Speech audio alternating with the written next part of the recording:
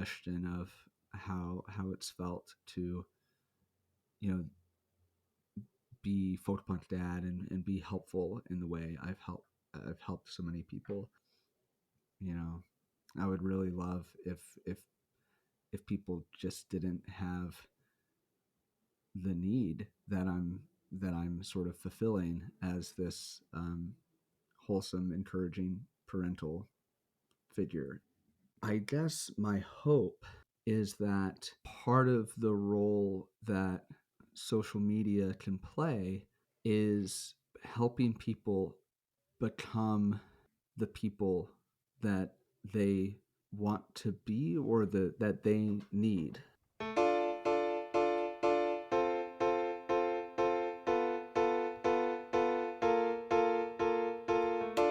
It's Uncommon Good, the podcast where we chat to ordinary people doing uncommon good in service of our common humanity. I'm Pauli Reese. Fam, I'm delighted to bring to you today Will Parker and Cecilia Bellamy Parker. They're a couple of dear friends, musicians, improvisers, children's entertainers, and social media personalities. You might know them as the band Blueraspberry, or on TikTok and Instagram, you might know them as Folkpunkdad and Manic Pixie Dream Mom. Yeah. Quick content warning off the top. We do talk a lot about mental health and meds to help manage mental health and neurodivergence. So if this is not the right thing for you to be listening to right now, do feel free, switch this one off, and we will catch you in the next one. That being said, we talk about what it's like to make music for young people, how media is changing our brains, positivity in social media, sobriety, all things Yale and New Haven, and the release of their brand new album, The Harmless Haunt, available everywhere you listen to music. Fam, this was a delightful and lighthearted conversation. Please enjoy my chat to Will and Cecilia. Hi, friends. It's so good to see you. Hi, Pauli. Hello, Pauli. Great Good to see you too. Yeah, I feel like, gosh, it's been a season since we've had the privilege of sitting in each other's company and it not just being like a quick hi, how are you, like in the halls of I guess mostly Yale Divinity School. Right. Yeah, absolutely. Yeah, it has been. So Thanks so I'm much gonna for having go us ahead. on here. I was just Yeah, saying thanks so much for having us today. Yes, definitely. absolutely. It's an honor to be asked. I'm so excited to get to chat to y'all. The place where I want to start, which feels like the thing that's so important and so often neglected or sort of put on autopilot, is do y'all have a breakfast routine? What does it look like those first few hours of the morning when the day starts well and you're like, I know this is going to be a good day? What does that morning look like? Well, it's funny because I can actually I know exactly what Will is going to say, I think. So you should go first and we should see if I'm right about that. You probably are right. So I would say starting in maybe August or September, Yeah. I started making oatmeal almost every single day, but going all out with my oatmeal with chia seeds and cinnamon and honey and dried cranberries or dried blueberries and Yeah. walnuts and bananas and a couple scoops of peanut butter. And that has been my go-to breakfast almost every day, along with some pour-over coffee. And that has been a really good way to start the day. I was right. And then as for me, I started I guess back in probably early September, I started working as a substitute teacher in elementary schools. Mm-hmm. And that's turned into a full-time paraprofessional job at an elementary school.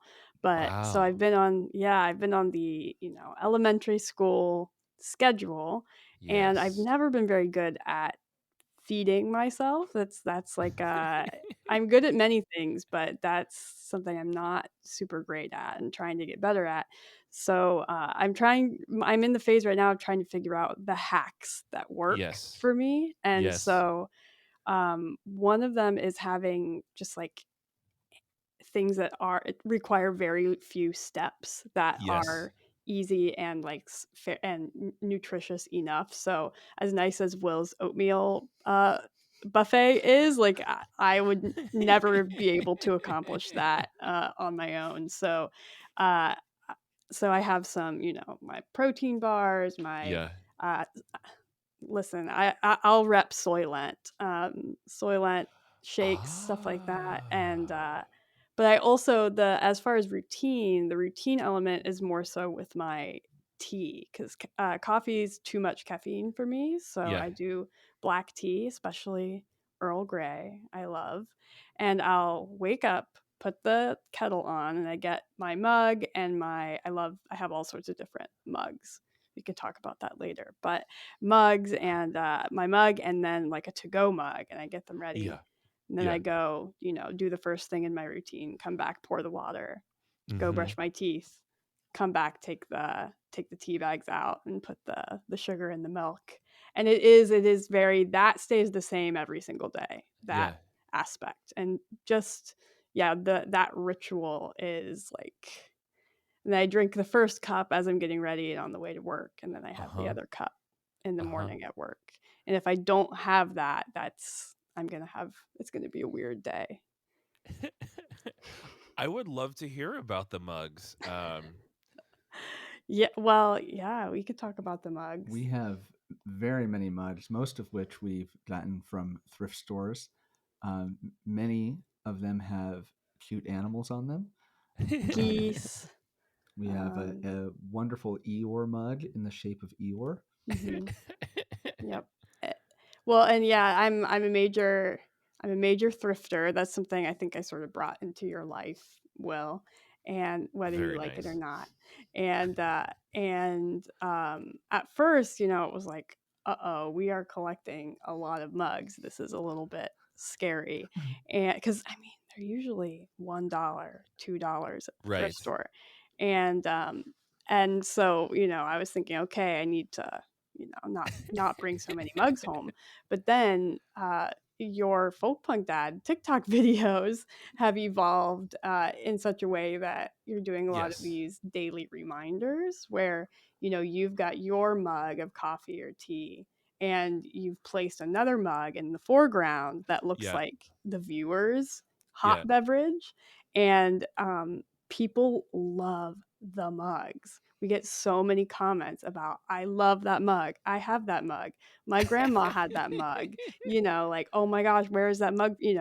Oh wow, you picked my favorite mug. And so then one day, one of, a thrilling moment for me was when you said, you know what, I think we need some more mugs.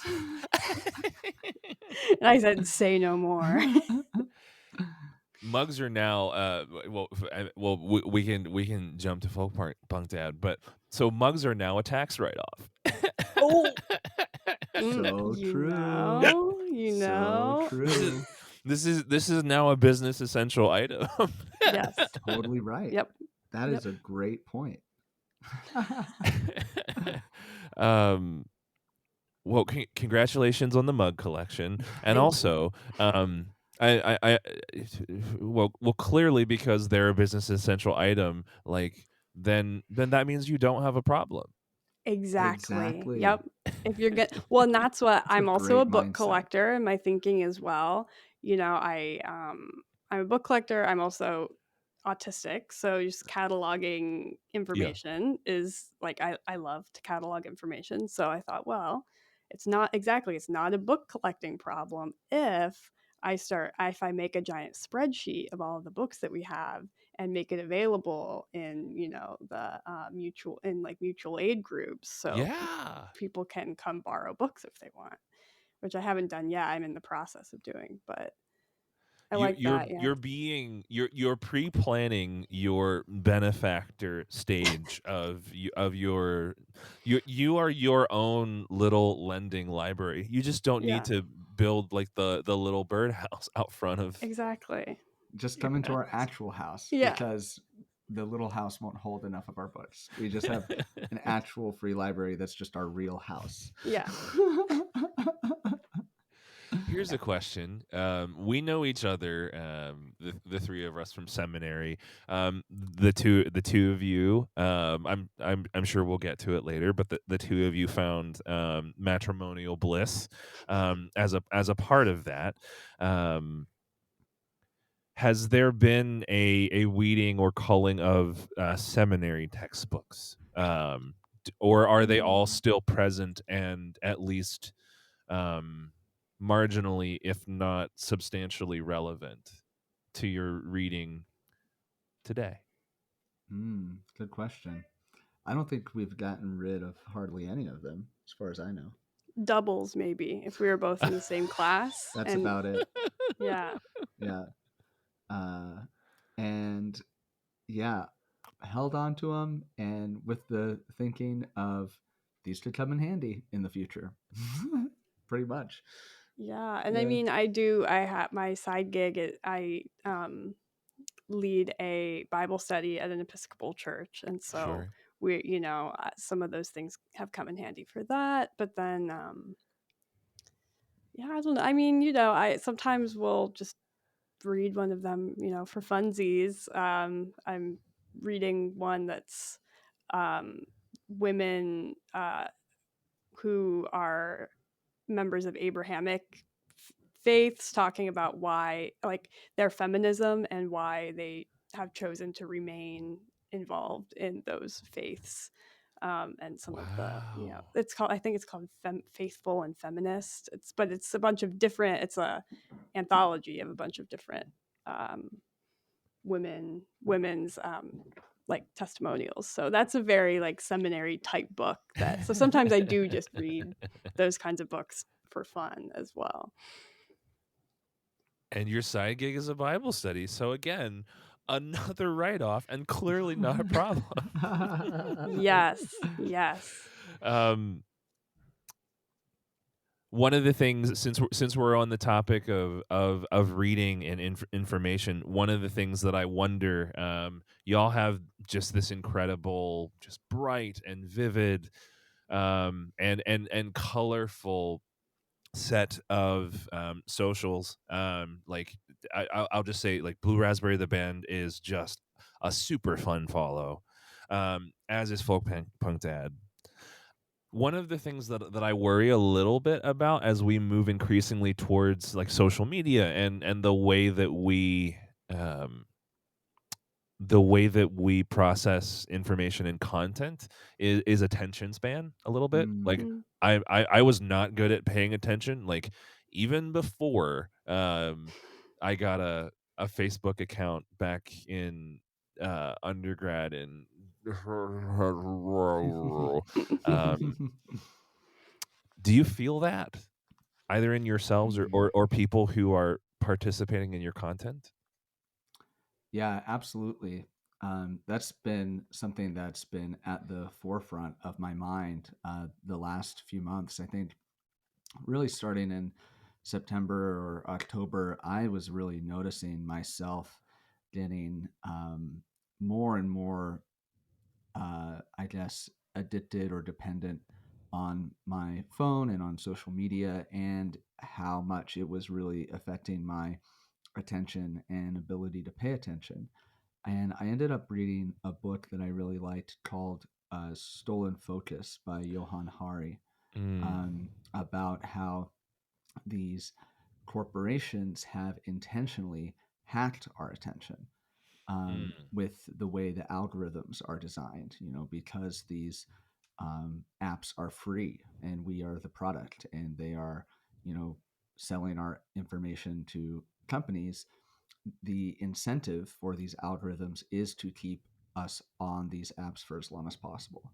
mm, If these companies were set up differently, like if they were subscription based like Netflix or something, or even if it was like set up like public works, like your water or electricity, um, Yeah.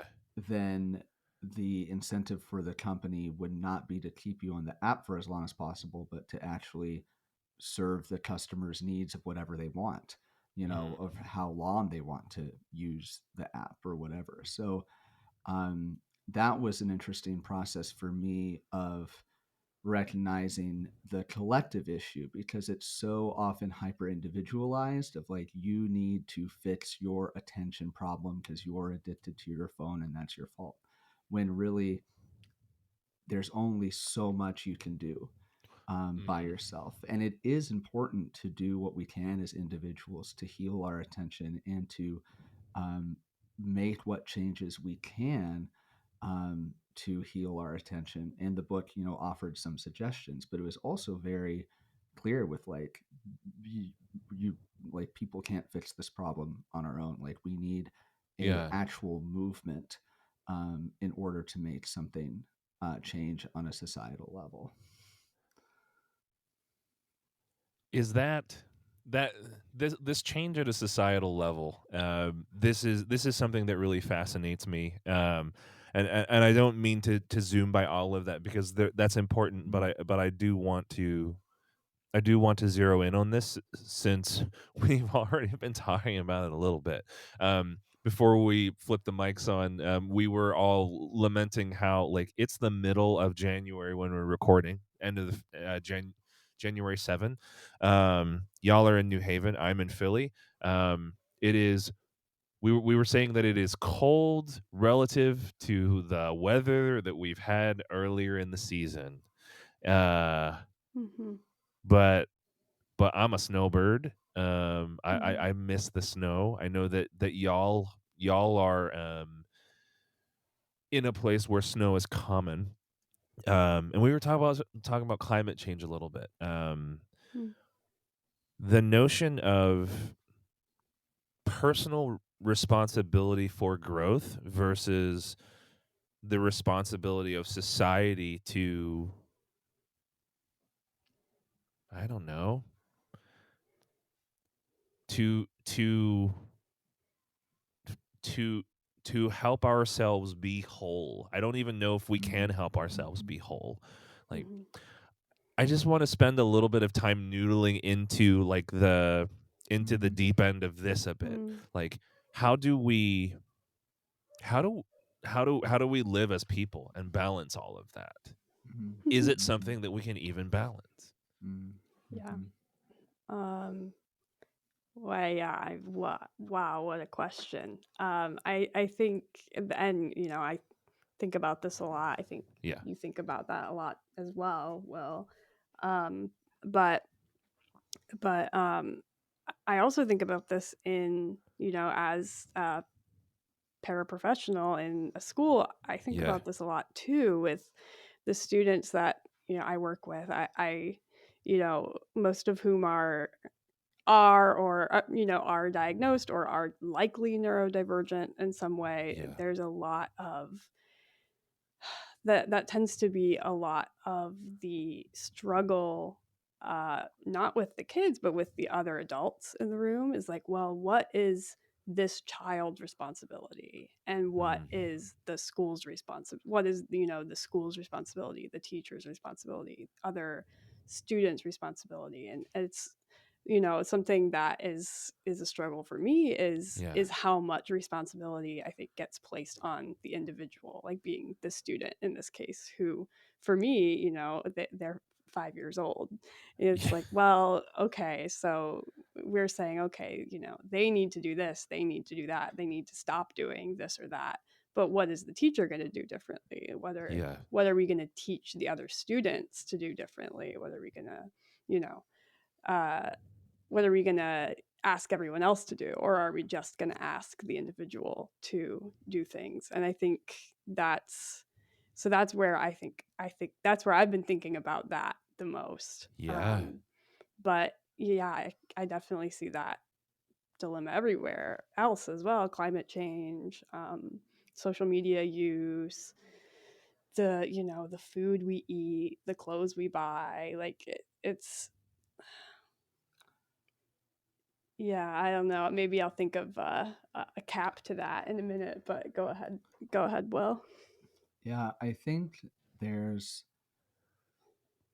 I think part of the issue is the overemphasis on individualism in our society and in capitalism.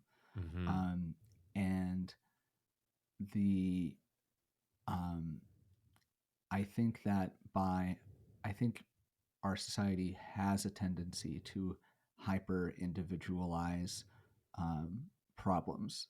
Mm. Um, things like even things like anxiety and depression, um, which um, are often um, can be attributed to like might be attributed to a societal issue, but which might be hyper individualized of like this is something that is wrong with you, um, Hmm. and so that's that's not that's like also a case by case basis. Sometimes there is something individually going wrong that might be unrelated to a societal factor. I'm not um, Yeah. saying it's always one or the other, um, but I think that in order to heal as individuals, collective healing is really necessary.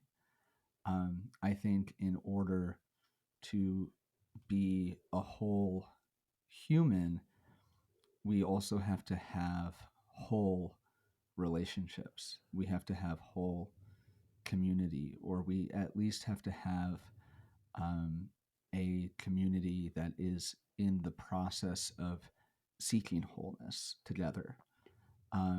Because if we hyper individualize healing, then without that collective healing or growth, um, there's not going to be actual.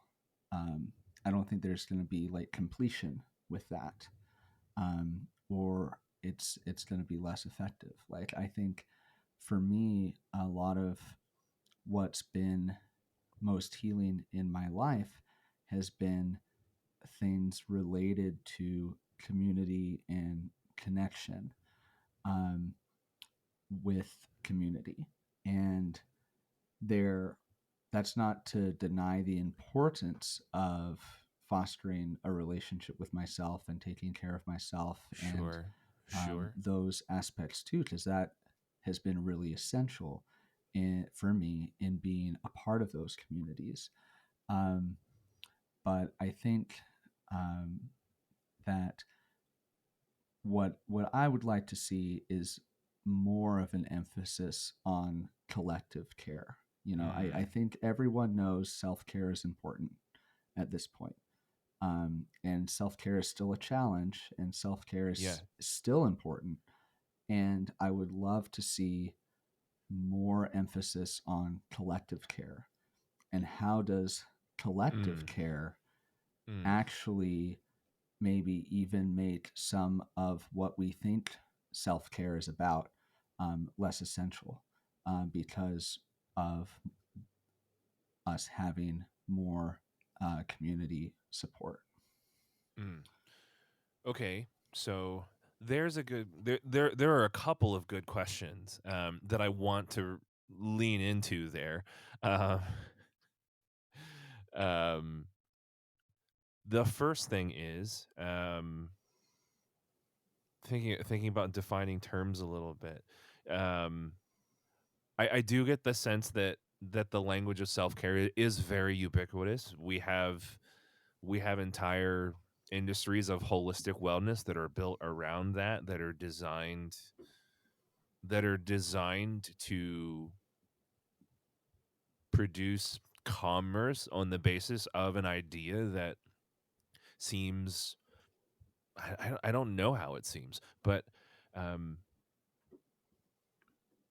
It what do feels we go ahead, Cecilia? Yeah. yeah, I was just going to say I what uh what does that, what's the connotation of that Yeah. term self-care? And for me, the first thing I actually think is the first thing that comes to my head is that it feels out of reach. Like when I hear Mm. people talk about self-care, it's like, well, like how, it seems like something that is not actually very accessible to very many people Ooh. in the way that it's talked about.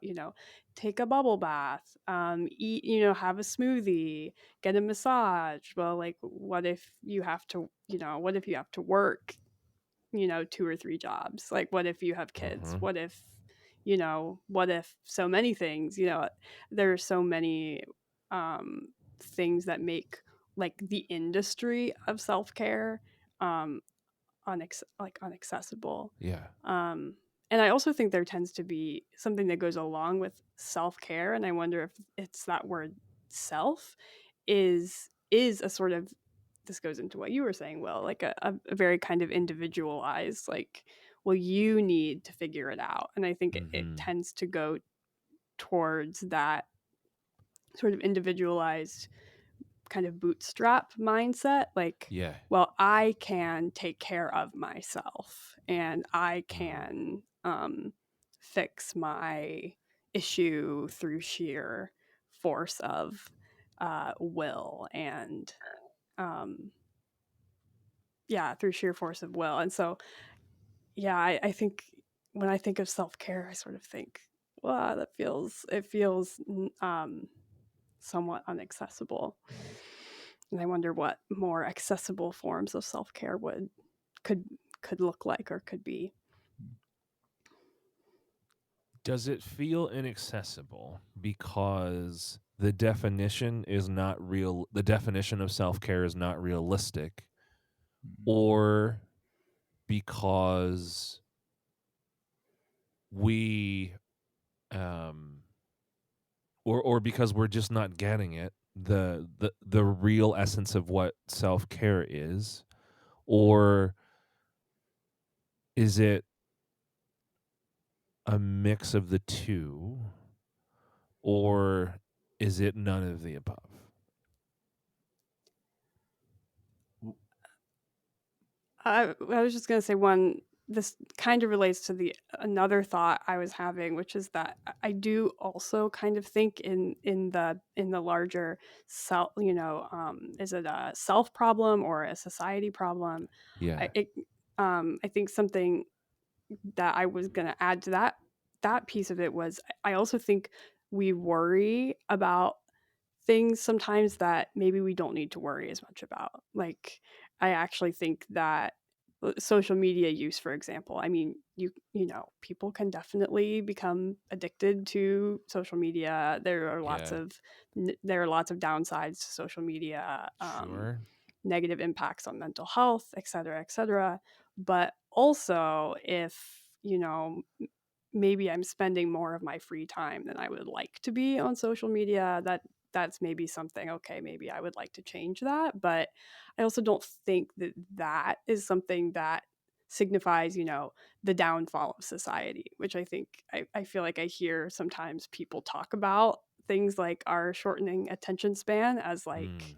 a it just makes me wonder, like, well, how short can they really get? Like, yes, I think they are getting Sure. shorter, and I think that presents problems, and I would say that is probably overall a negative thing. But I I also kind of feel like there are there are other like fish to fry, and if the choice is between like trying to that being a thing, a person is trying to fix about themselves that causes like a sense of shame or um, frustration. Maybe it's even a coping mechanism that that person still needs in their life. If it's a choice Mm. between that, eradicating that, or if it's a choice between that or a like longer, a lengthening attention span, Yeah. it's also like I wonder if we get fixated on if we get overly fixated on certain issues sometimes, or behaviors.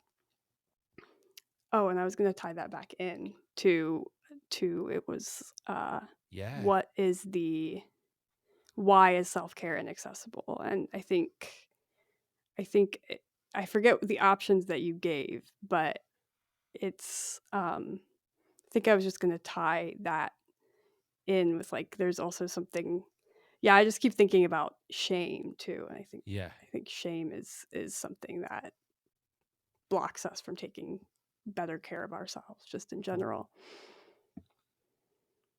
Yeah, I something that I was gonna say. I'm totally with you on like the importance of detaching shame from behaviors like spending too much time on your phone. Yeah, Um, and I think that that is a really important form of self-care, is how you treat yourself, how you talk to yourself, how you are you kind to yourself in words, actions, and thoughts.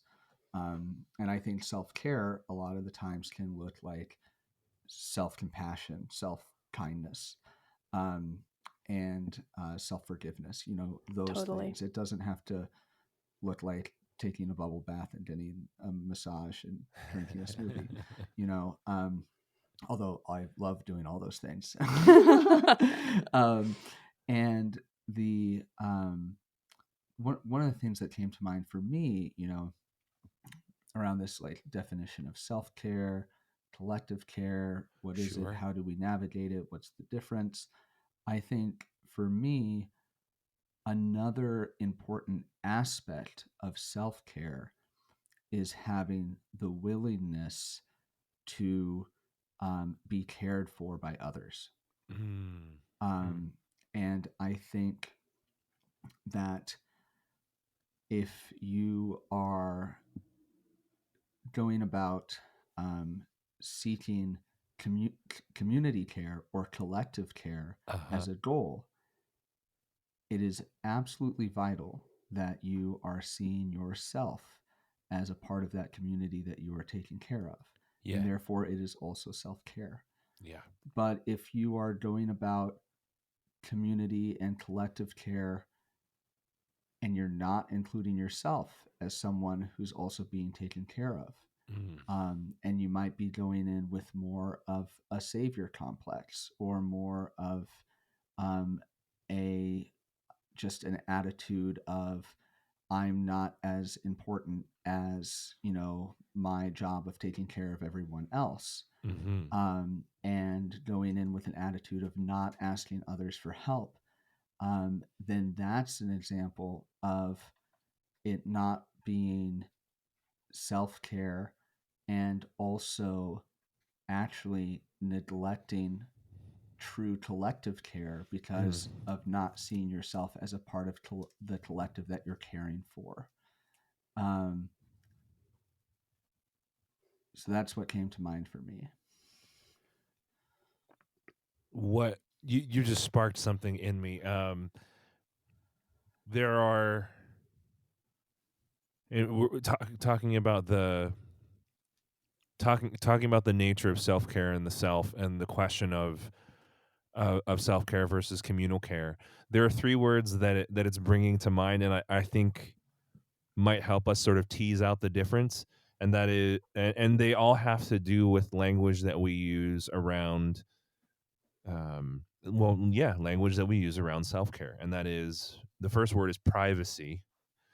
Um, the second being isolation, and then the third being solitude. Mm. Because in many ways they are, in terms of their execution, they're similar. In so much as the idea is that we are in some way we are separated from the other, but in different sort of ways. Mm. Totally. And I was thinking, I was also thinking when you were talking about self care versus collective care. Will, I was thinking about what about people like myself who tend to Yep. not prefer being alone, but I'm definitely an introvert, and I definitely really not just value time by myself, but I actually definitely need that to Yeah. be a healthy and sane person. And when I spend time in my communities, that's where I'm spending my energy. And so then I need Mm-hmm. to regather that by myself. And so I really liked that, those distinctions that you brought up, Polly, because I think, solitude is the word. Like I Yeah. crave solitude. I need solitude at times. But isolation, that's what, if I'm not doing well and actually, need some support from others, that Yeah. I'm going to isolate, and it does feel very different. Yeah.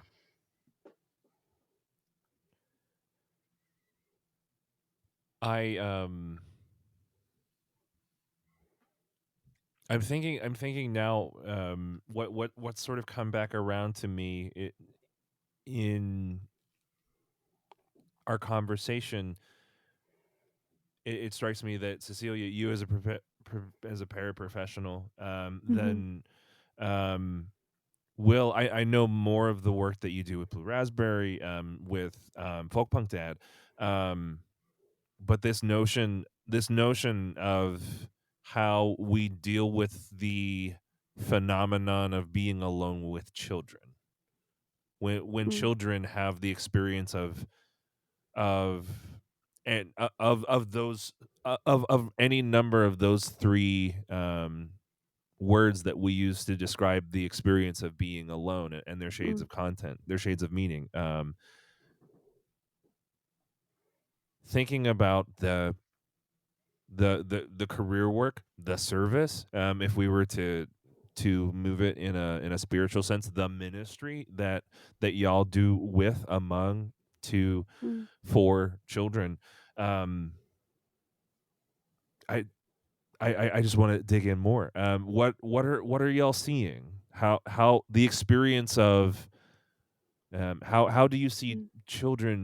the children that you serve, and by extension, their parents, being impacted, and in addition to that, people who care for them, just broadly Yeah. speaking, um, what are you seeing out there? Mm.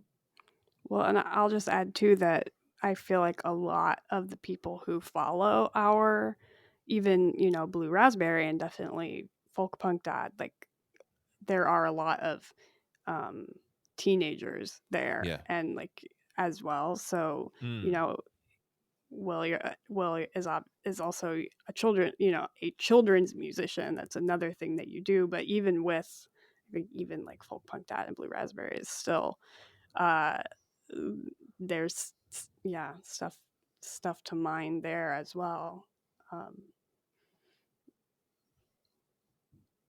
in relation to that. Oh yeah. Um, yeah, I think that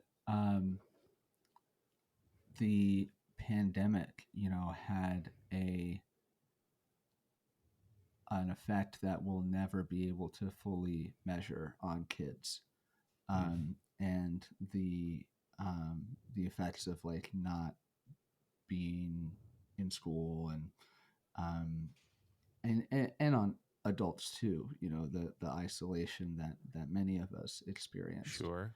Sure. Um, and so it's interesting to wonder about how that experience of isolation has affected kids now. Um, and in that experience of isolation, all of us, kids included, Mm-hmm. relied a lot on social media and the Yeah. internet for connection. Um, Yeah. and sometimes it was on Zoom and live interacting with people, and sometimes it was 15-second TikTok videos. Yeah. Um, and something that I've been seeing on Twitter and um, just in social media discourse in general is a lot of folks complaining about how young people, especially teenagers, post pandemic, are just like talking over people's sets at concerts, and like Mm. how like it seems like concert etiquette has like changed a lot. and it's like, hey, there's a real live person in front of you putting their music and art out there. um, and but then apparently there's been this big tendency for people to just talk over that, and I'm wondering Hmm. how did social media affect that? Did those kids get really used to just watching videos, um, and commenting on them, or did they get really used to every live experience they had having a chat box where they could Hmm. have a conversation during a live performance and it not be disruptive? Um, so those are kind of some of the things I've been thinking about lately when it comes to like isolation and young people. Yeah, and then yeah, I mean, yeah, it just makes me. I was just thinking, you can pause or play a video, but you can mute a Yes. Zoom, but you can't, pause a person. Mm-hmm. I mean, you can, but that they might not want to talk to you ever again. Yeah. Um, but yeah, and then so with the work that I do, as a paraprofessional, a lot of what, and these are I work, um, definitely with kids like younger than third grade, but mostly kindergartners. And Hmm. so one of the things, they're at the beginning of this schooling journey, and a couple of the really basic things that I try to work with them on the most is noticing, when do you need a break? Like, when do you need to leave the room and go for a walk and move your body? When do you need, or when do you need to, have a minute to yourself with, like where it's quiet with, um nobody talking to you or making demands of you. Yeah. And it's really, I mean, it's hard for most adults to realize when they need things like that, right? So The it's, self-regulation piece. Yeah. yes, and so obviously it's hard for kids, and the way that they'll tell you that they need they need a break. Things I've encountered is, sometimes kicking or throwing things or running around, Sure. when in the middle Sure. of a lesson, right? And that's their way of, that's where they're at, like that's their way of saying, hey, I need a Yeah. break, right? And so, I try to work with them on, like, I'm so glad you realized you need a break. You can tell me that instead of, throwing your shoes across the room. Um, but uh, and um, what I was gonna say too is, like, you had used the word ministry, and yes, I do feel like, what I do, especially, well, not especially, but I do feel like what I do, in my day job is ministerial, even though it's, Yeah. at a public school, and obviously we're not talking about faith or anything like that, Right. but it's also, I would say it's also ministerial to me in return, because the, I realize that a lot of what I'm working with, with the kids that I see, are things that I need to learn myself, and that, like, Mm.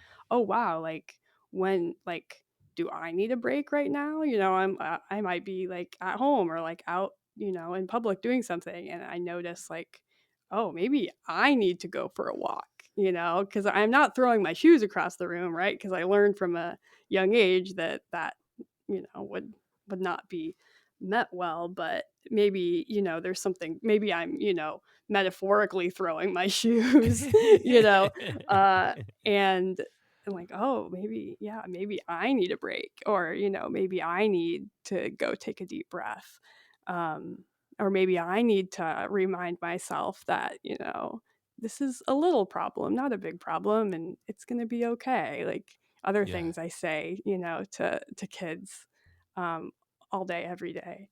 And so it's actually been healing for me, just some of those basics of like self-regulation, and that goes into also my own sort of journey of like working with neurodivergent kids while Yeah. also realizing that I'm neurodivergent, and Yeah. that's like a whole other thing. But um yeah, and then it kind of goes to like just I feel in some ways like it's healing my inner child, which is something that Yeah. I think about a lot too with what we do with Blueraspberry, and then what people have said about what Folkpunkdad means to them too, that healing the inner child component. Mm-hmm. What does that feel like? The moment of realization that yes, in that relationship you are the person in that relationship who is receiving a salary, the professional, helping to look after helping to look after these kids and their growth and their emotional well-being and their intellectual curiosity as well. um but the experience of learning something about the self from interacting with these kids, will, for you, from chatting with fans, followers on Insta and TikTok, um what is the emotion attached to that? Is that exciting, exhilarating, humbling, unexpected? Toss some adjectives at me. Yeah, I would say humbling and unexpected. Definitely resonates. Um, Folkpunkdad came about in a very unexpected way in the first place.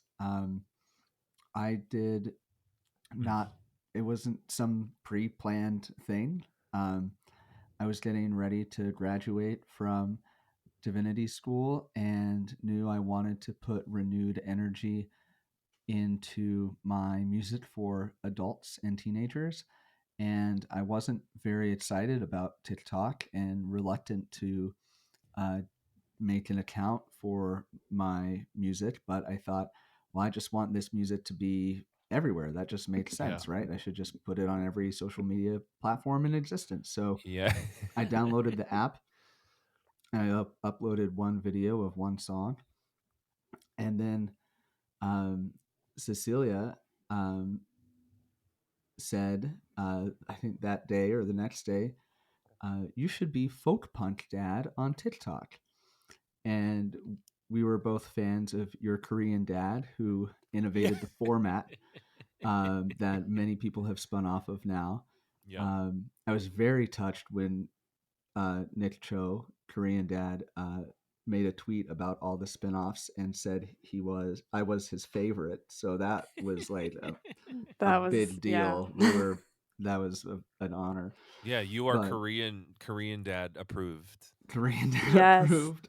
Um, but Also, we love Korean incidentally, dad. non-binary Korean podcaster approved. Excellent, excellent. Yes.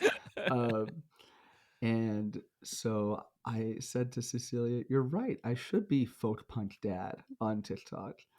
We were talking about thrifting earlier, and how Cecilia has gotten me more into it. And even just a few months before that, I said to Cecilia, I feel like I need to up my style. And so we were thrifting, and she was like, I feel like your style is Texas folk punk dad. I was like, I feel like you're right. Um, and so the first video I made was like, "Hi, it's me, your folk punk dad. It's time to take our psych meds. Mine are for bipolar." And Yeah. the video got like 10,000 views, and I was like, "What? This is crazy!"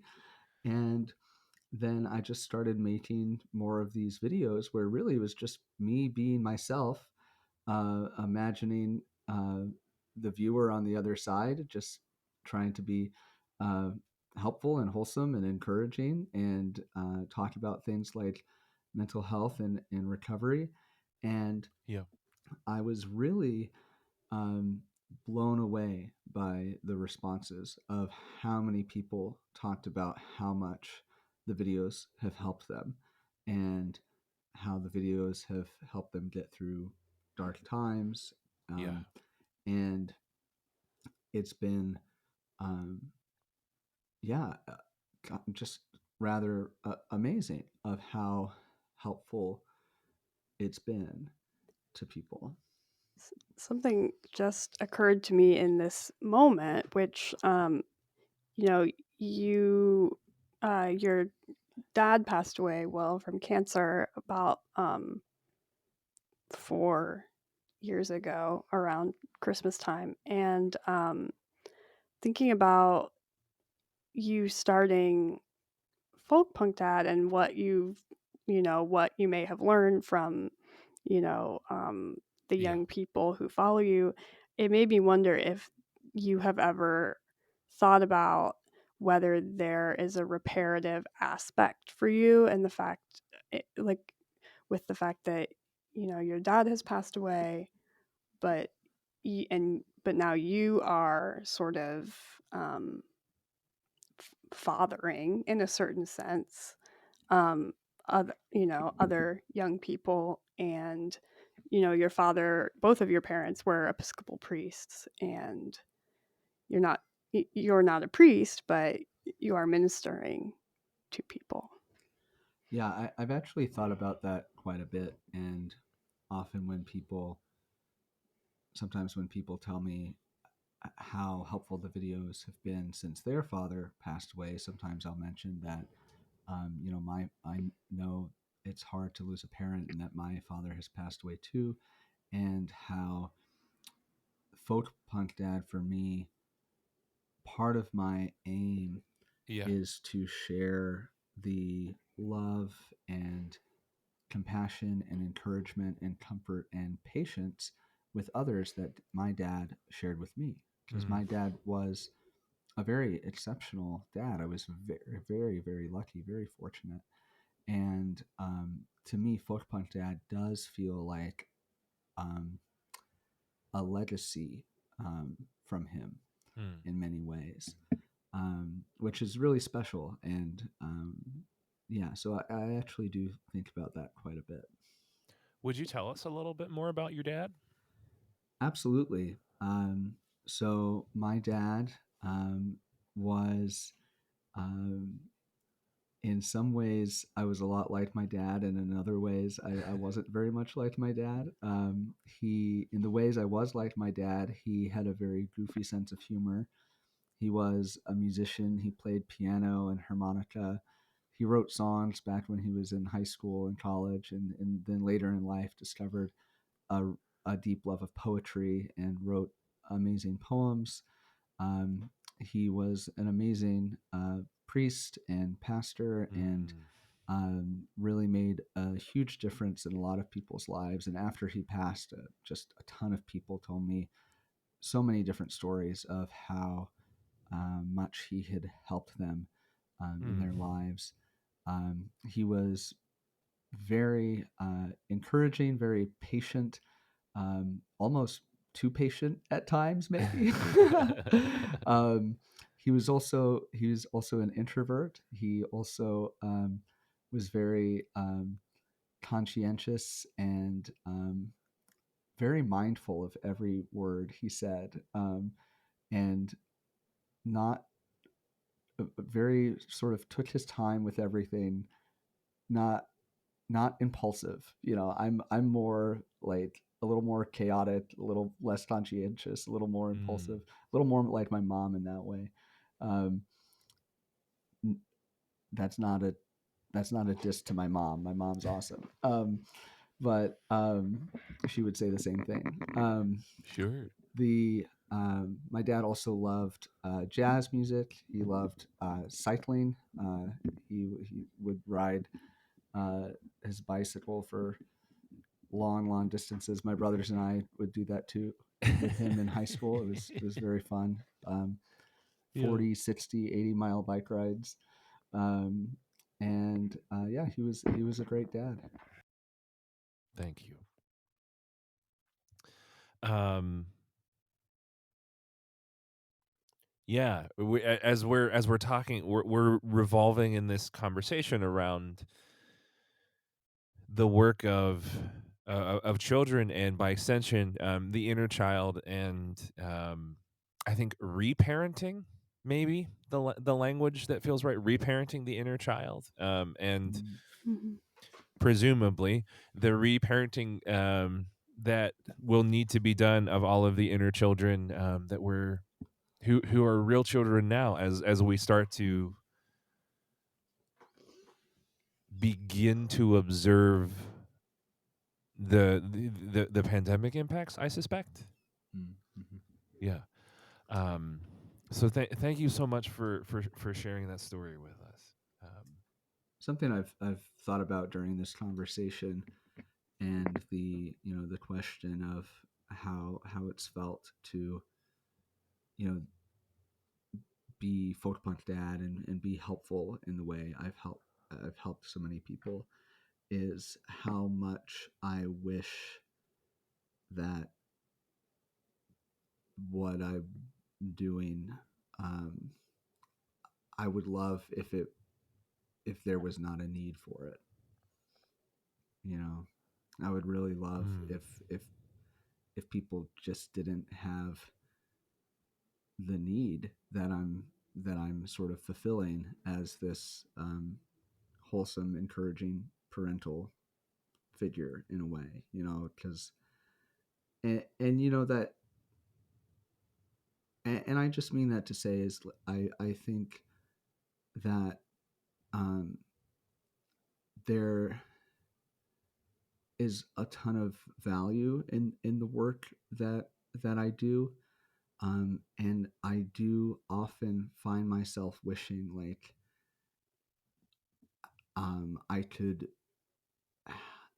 sort of, I don't know, clone myself or clone other people to be physically with all of those people yeah. in the room, you know, having people in their lives in the room, um, to be the sorts of people we are the on TikTok, and not just the people we are, but the people that there are a lot of other amazing wholesome creators are like your Korean dad.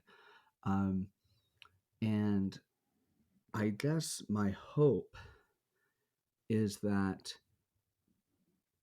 part of the role that social media can play is helping people become the people that they um, want to be, or that Mm, they need. Like our friend Miles had did this improvised song at a concert recently.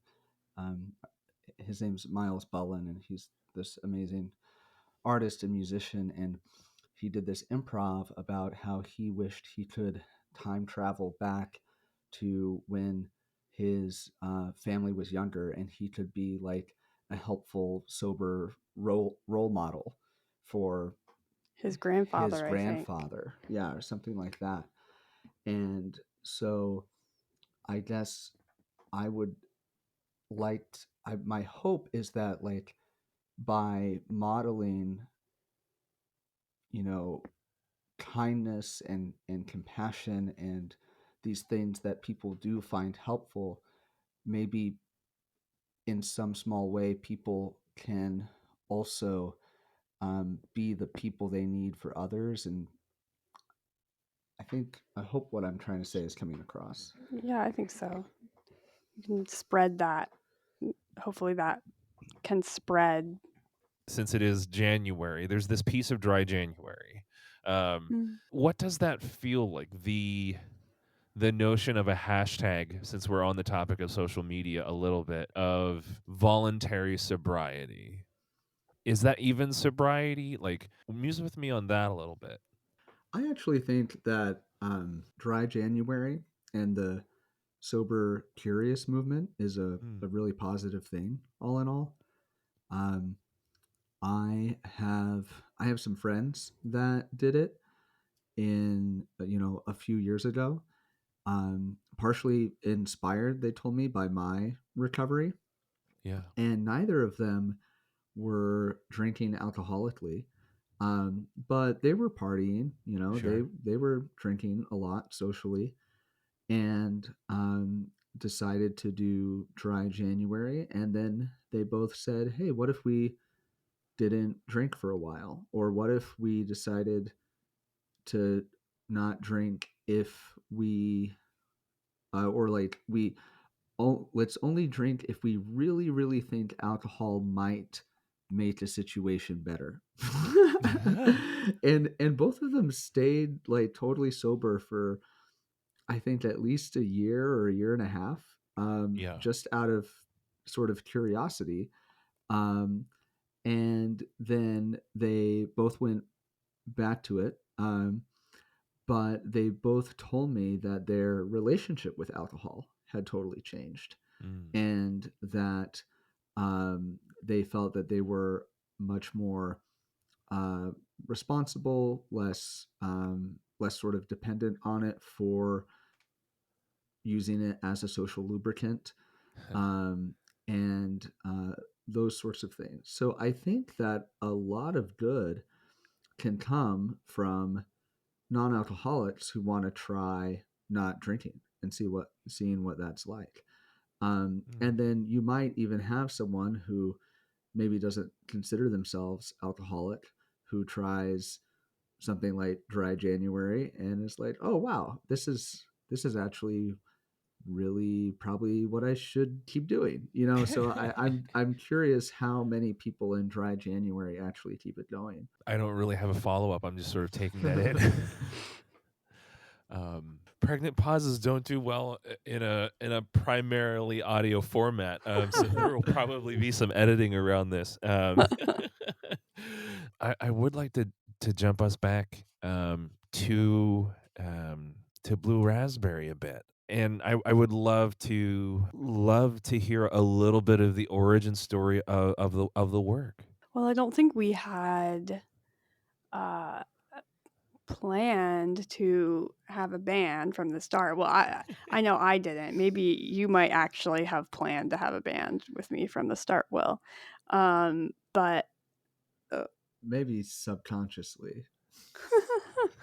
but yeah, I mean, um, I had written some songs as a teenager, like I think most teenagers do, Yeah. but was definitely not a songwriter really at all. I had written, and have written more so things like poetry and plays and things like that. But I Will and I met, at the start of our seminary experience and Hmm. started dating not long after that. And it was clear that making music and writing songs, especially together with other people, was something that was really important to him. And I was like, well, I'll try it out. Let's write a song together.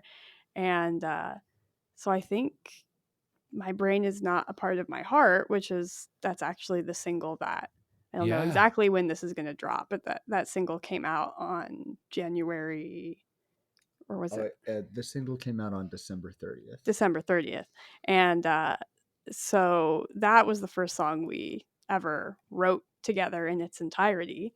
And it was it was a great experience. It was great to be creative together. It was Hmm. great to be creative. And then that song, like I would say the majority of the other songs in the album on the album, but that song was also, you know, us kind of talking out some of our interpersonal stuff. And yeah, most most of it's almost like did I think one time I called us marriage counseling core. Like that's our relationship therapy core. That's our genre.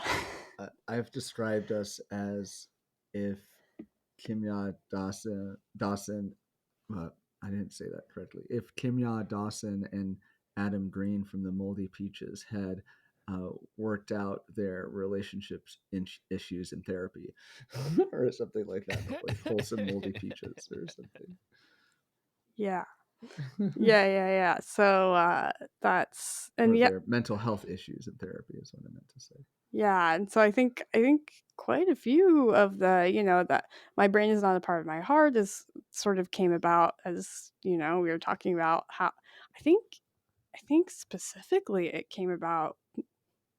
Tell me if you remember this too, Will. I feel like it came about one of the times when the first times we traveled from New Yeah. Haven to New York City together. I think it was for your cousin's birthday party or something, and we stayed at her apartment like overnight.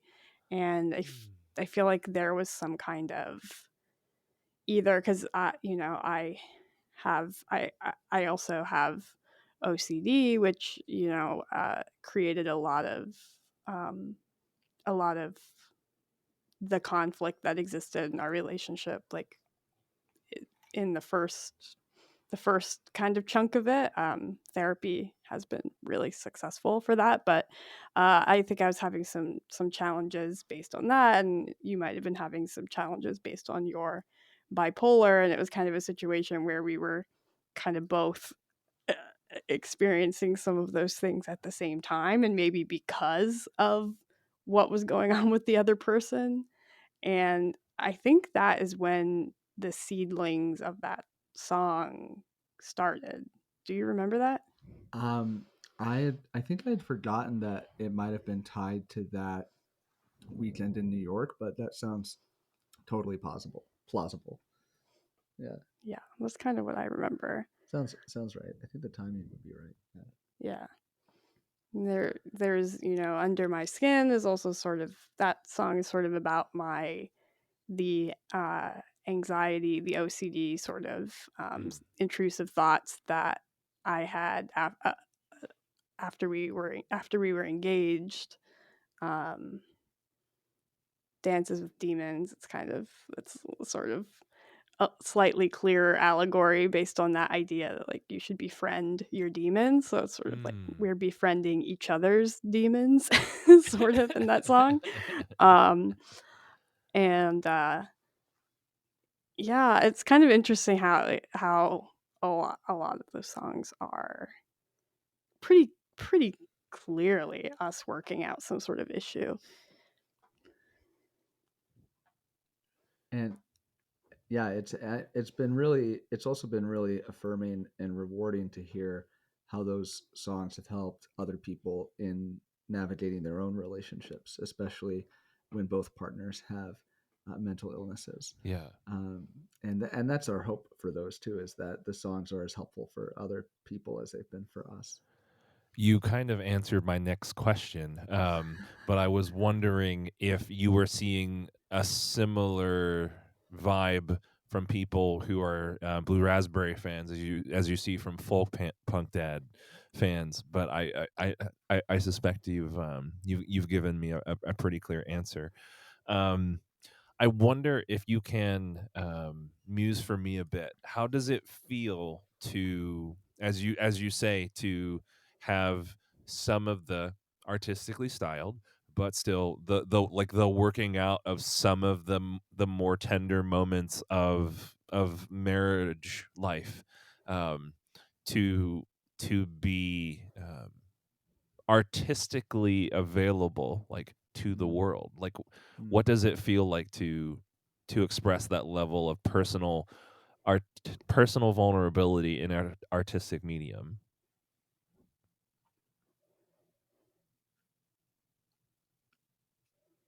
Um, I am honestly pretty used to it. Mm, I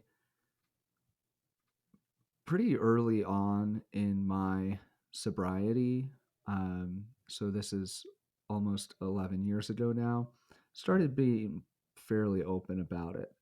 And same with having bipolar disorder. mm, Um, I think I made a decision kind of early on to, I felt like part of part of what I could do to help other people was to talk about these things openly in order to lessen stigma. So I think since I've already been pretty open in general, um, for, you know, many years, sharing a bit more in an artistic form, in a way that could help other people, um, and in a way that could maybe inspire other people to do the same in a way that could be helpful for them and other people. For me, any sort of fear of judgment um, is balanced out by far for me with the weight of the potential positives for the other side of things. Um, and I think that might just be part of, maybe that's partially my personality, but I'm more comfortable if I'm able to just be very open about things and not having to skirt around aspects of myself. And I think that it's actually been an important process for me in letting go of any shame around any of these things. Like when I'm able to talk about them and be open about them, um, it helps me not feel shame about them. You know, I feel like if I was, and you know, maybe, you know, is it which causes the other? You know, if I felt more shame, maybe I wouldn't be more open. And maybe I'm more open because I don't feel as much shame. But I do think there is something to being open about them, lessening feelings of shame for me. Yeah, and there's, I mean, a phrase that comes up in the 12-step world comes to mind: you're as sick as your secrets. And there's something to be said, and you know, there's like another sort of 12-step idea is like, you know, a hallmark of dysfunction is trying to like denial, trying to deny, you know, whatever might be going on. So I think, yeah, I think that's something I think about. That's like, well, what's the if I, you know, think about sharing something and then decide not to because, oh, I don't know, uh maybe that's taboo, then, well, isn't isn't it just going to fester more? And so that's I have always been a really kind of open book person as well. However, what I've learned in more recent years is that I I think I personally have the tendency to overshare sometimes and then realize after the fact, oh, like I get this like sort of naked feeling, like, oh my gosh, like why did I say that? And then not because, you know, oh, a person shouldn't talk about this kind of thing, but just because, you know, maybe it's something that was too raw for me or something I hadn't I didn't have enough distance from yet and just wasn't ready to share. So that's my own personal sort of thing is figuring out, all right, when would it be better for me to keep something close to my chest? And I mean, obviously there are things we don't sing about or whatever, you know. It's not we're not a total free for all, but I think yeah, just like Will said, I mean, to hear the first time we ever made some kind of joke in a show about you know, marriage counseling uh core or whatever, you know, the first time we made a joke like that, somebody that we knew, you know, came up to me afterwards and said like, you know, thank you so much for mentioning that you and Will have done counseling together, because like my wife and I have done that, but it's like I feel like it's so shameful to talk about. And I think that's a moment I think about a lot. That, yeah, exactly. It's like, well, what might seem,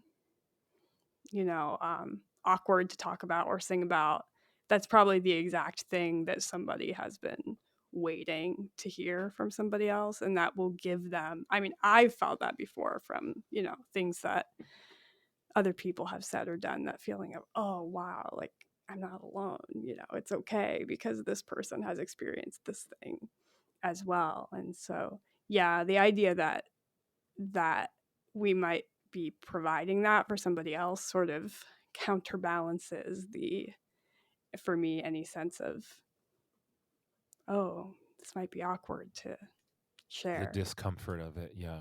I want to do a little bit of a palate cleanser. Since we since our primary location of being around, of knowing each other, exists in New Haven, I want to do a little bit of a speed round. Does New Haven have the best pizza in the world? This gets said sometimes. Is it true? As far as I've experienced, yes. My favorite pizza, New Haven pizza. My answer is I don't know, because I don't like pizza, because I don't like cheese. And yes, people say you could get it without cheese. In fact, I think even New Haven pizza is sort of known for its cheeseless. There's like a cheeseless option, but it's just too, I don't know, it's just too close to the real thing. It's like, grosses me out. So I'm sorry if a lot of people turn off the podcast right there. Is there a story behind not liking cheese? It's a smell thing. It's a texture thing.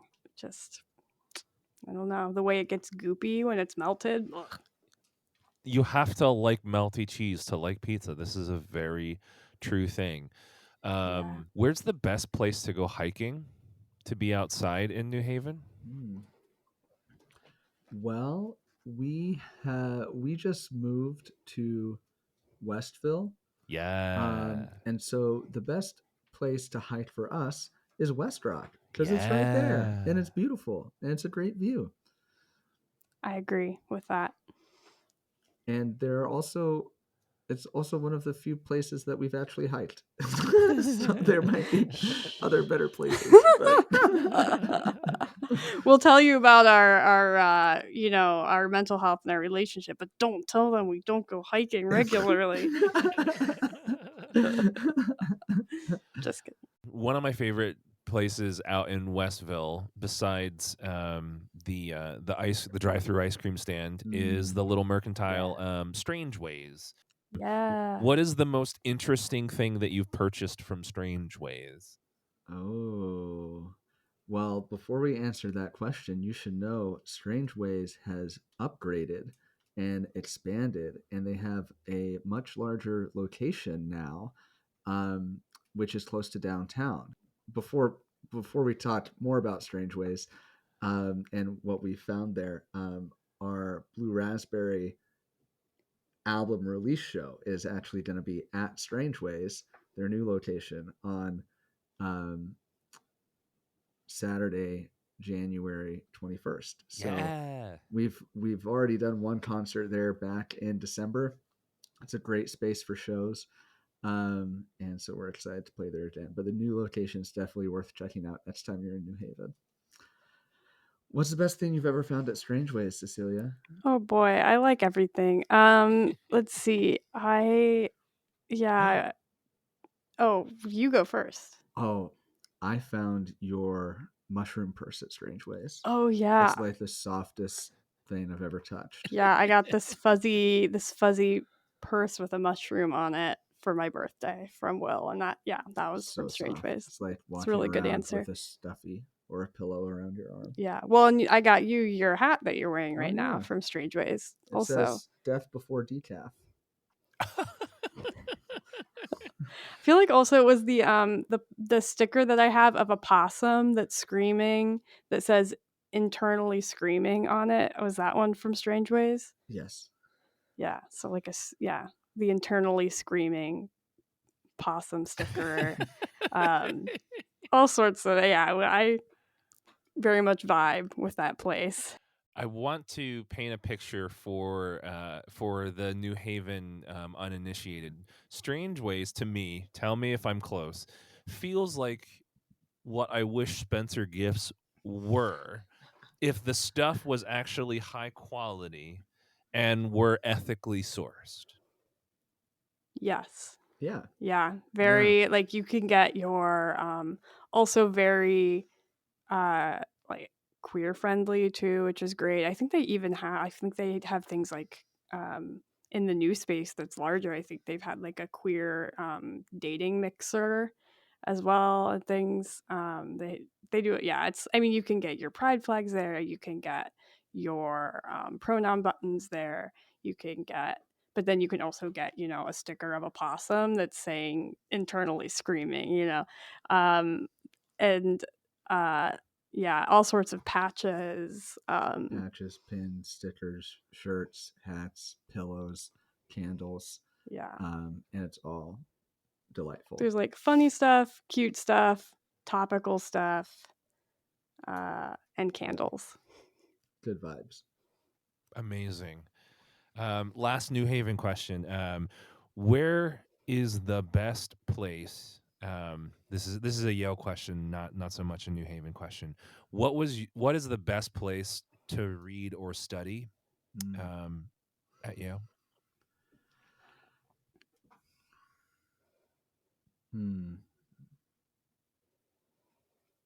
That's a good question. Yeah, I had undiagnosed narcolepsy during the time I was at YDS. So wherever I was probably actually sleeping. But that's a whole other thing. Not just in patristics. Not just in patristics, no. I really did like the day missions room at Yale Divinity. I just loved the wood and the vibe. Very It's not that, lovingly nicknamed the Beauty and the Beast Library.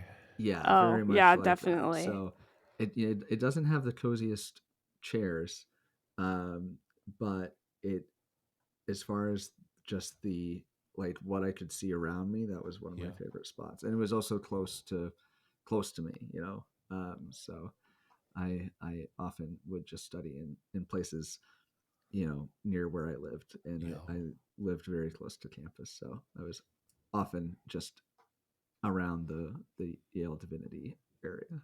Yeah. Oh, also, in the common room, there's a gas fireplace. Yeah.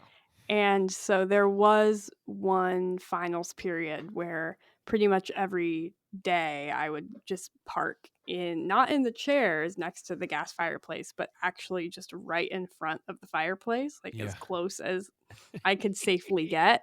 Right. And I would just sit there and, alternate working and sleeping for a few hours. And that was nice too, because there were a bunch of other people in there also working. And then it's like every couple hours, we would all like kind of talk to each other and then go back to our stuff. And do you have an answer for that, Pauli? Well, I also have my falling asleep during final story in the common room at the gas fireplace. I sat down at around like 8 in the evening to start working on a paper, and then was woken by the development staff coming in the next day. That paper did not get written.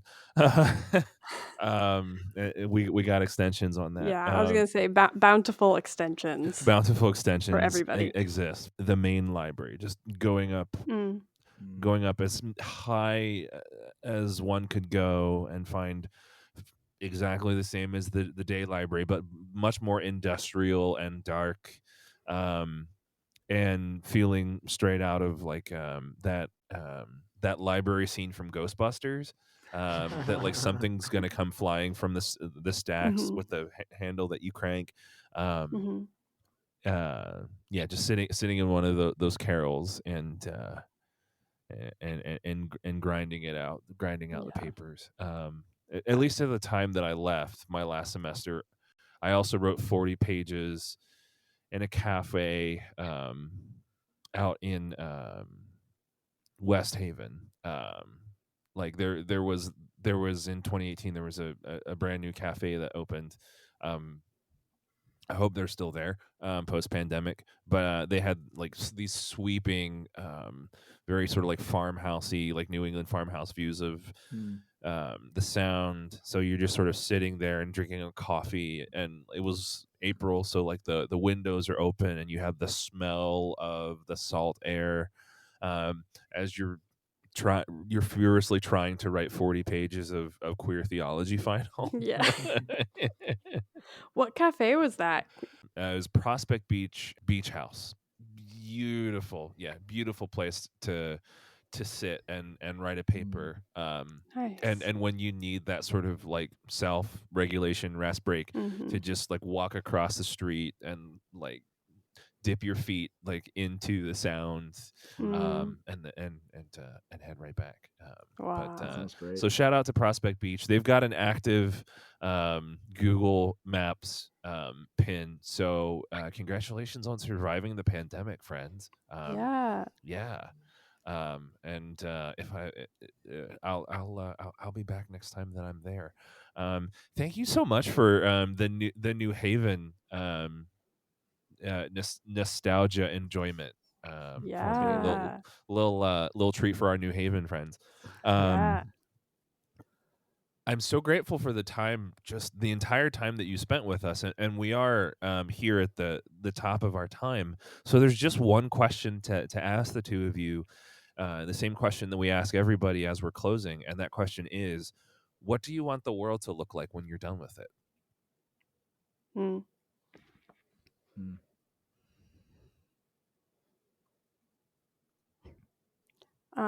I want it to look like when I take my 2 kindergarten students for a break, and we, I take them and I ask them, "What do you want to do?" And they said, "Let's sit."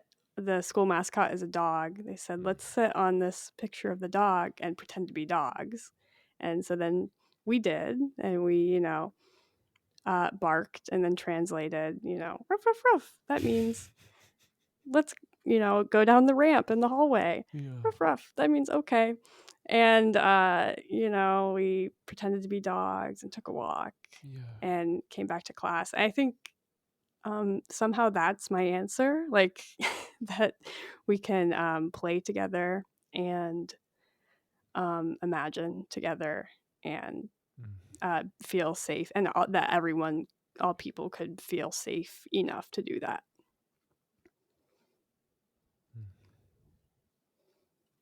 That's a really good answer. Thanks. I think it's similar to my answer. I would like the world to look more like what our musical improv rehearsals look like.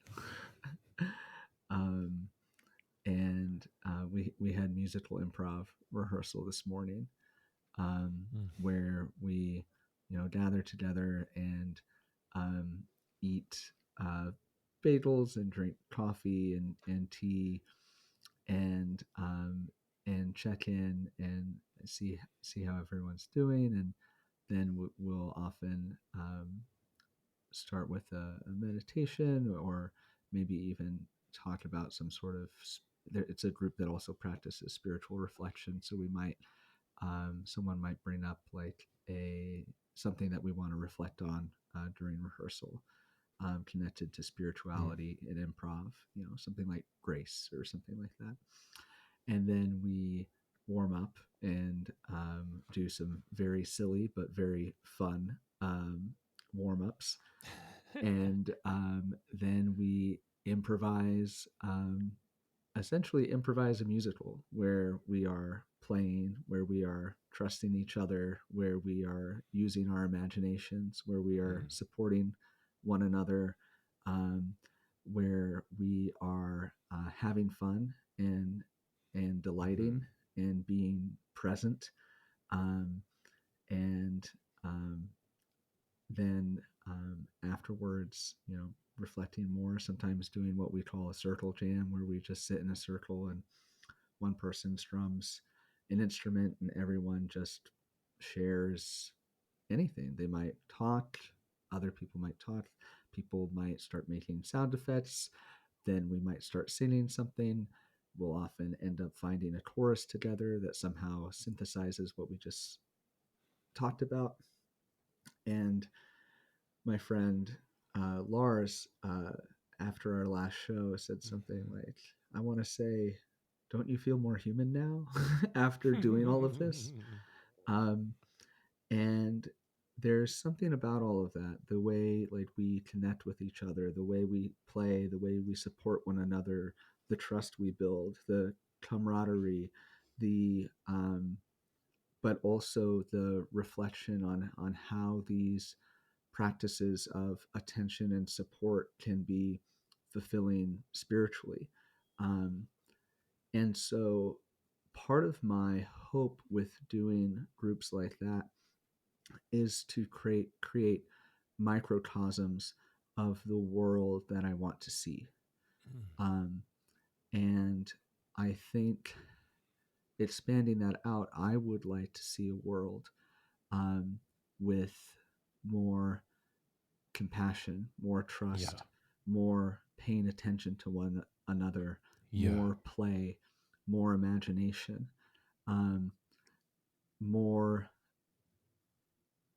grace, more acceptance of forgiveness and of people making mistakes, less judgment, less fear, more collaboration and cooperation, and less competition and individual drives to get ahead or hoard resources or hoard wealth, and making things about supporting each other, group well-being, doing something together for the benefit of everyone, where every voice is valued, everyone can contribute, and where, like Cecilia was saying, where everyone feels safe, and safe to participate at whatever level they want to participate, in whatever way that is helpful or fruitful for them, and whatever that looks like. And so I frequently think about how I would like the world to look more like musical improv rehearsal. I guess it's a good thing we're partners.